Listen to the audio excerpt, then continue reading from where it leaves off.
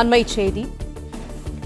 நாமக்கல் குமாரபாளையம் அருகே தெருவில் விளையாடிய சிறுமியை ஏமாற்றி அழைத்துச் சென்று பாலியல் வன்கொடுமை செய்த சம்பவம் அரங்கேறியிருக்கிறது. கடைக்கு சென்று குடிநீர் வாங்கி வரலாம் என கூறி சிறுமியை அழைத்துச் சென்ற இளைஞன் அவரை வன்கொடுமை செய்துள்ளதாக வழக்கு பதியப்பட்டிருக்கிறது. அண்மை செய்தியாக நாம் பார்த்து வருகிறோம்.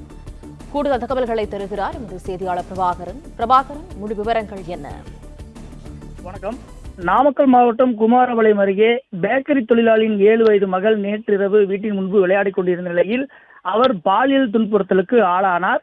இந்நிலையில் இதுகுறித்து குமாரபாளையம் போலீசார் வழக்கு பதிவு செய்து விசாரணை மேற்கொண்டு வந்த நிலையில் இந்த சம்பவத்தில் ஈடுபட்டவர் சேலம் மாவட்டம் ஓமலூரை சேர்ந்த மணிகண்டன் என்பதும் அவர் குமாரபாளையத்தில் தங்கி கட்டட வேலையில் ஈடுபட்டு வந்ததும் தெரிய வந்தது.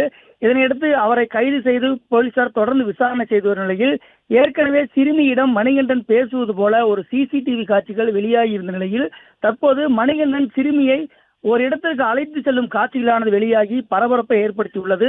தொடர்ந்து இந்த சம்பவத்தின் காரணமாக குமாரபாளையமே பரபரப்பான ஒரு சூழல் ஏற்பட்டுள்ள நிலையில் மணிகண்டன் மீது 6 பிரிவின் கீழ் வழக்கு பதிவு செய்துள்ள போலீசார் இந்த வழக்கை திருச்செங்கோடு அனைத்து மகளிர் காவல் நிலையத்திற்கு கொண்டு சென்றுள்ளனர்.